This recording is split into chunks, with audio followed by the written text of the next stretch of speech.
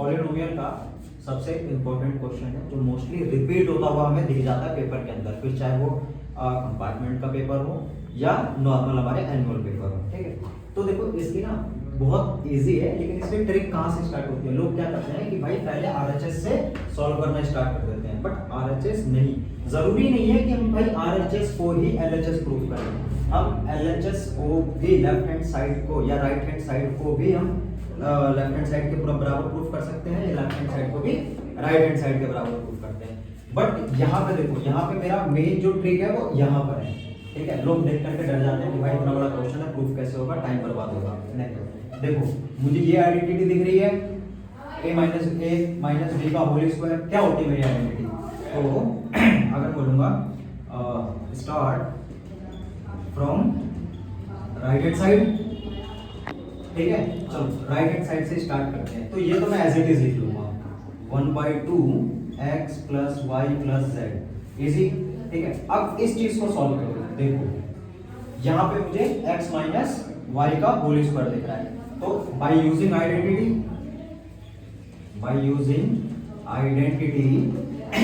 क्या होता है, a माइनस बी का होल स्क्वायर। अगर मैं आइडेंटिटी यूज कर रहा हूँ means a square plus b square minus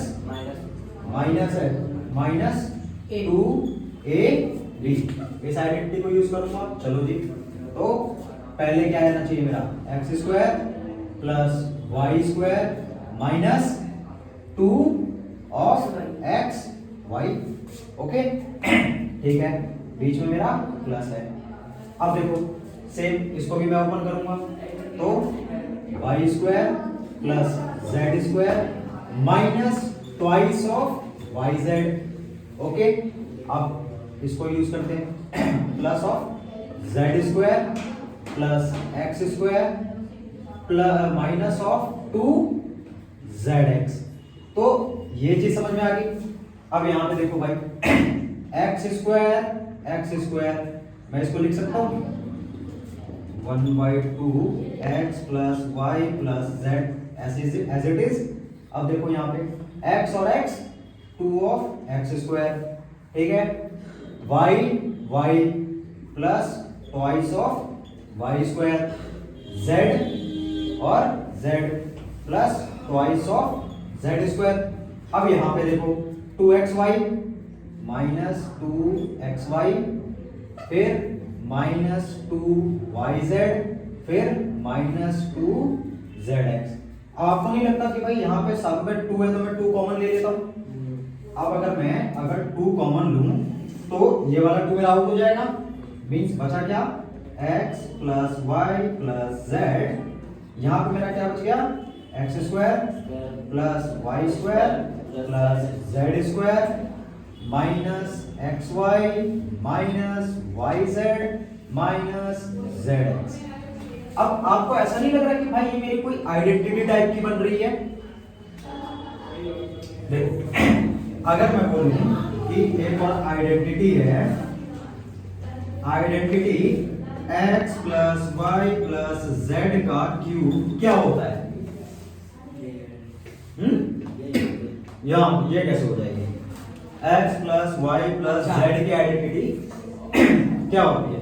तो मैं इस चीज को इस चीज को मैं लिख सकता हूं x plus y plus z का होल स्क्वायर। ये जो आइडेंटिटी है x प्लस वाई प्लस या फिर a प्लस बी प्लस सी का होल स्क्वायर, ऐसे होता है मेरा। तो मैं इसको लिख सकता हूं x plus y plus z का होल स्क्वायर।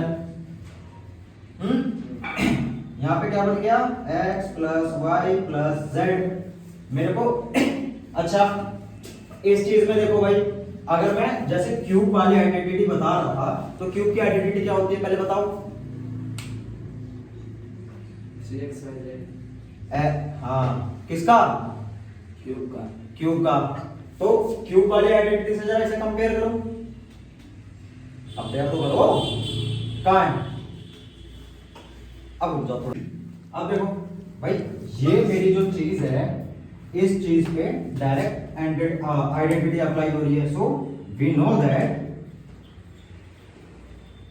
हम जानते हैं जो मेरी आइडेंटिटी होती है, तो आइडेंटिटी क्या होती है, x cube plus y cube plus z cube minus 3 of x y z, जो मेरी बराबर होती है वो किसके बराबर होती है, x plus y plus z multiply by x square plus y square plus z square minus x y y z z x.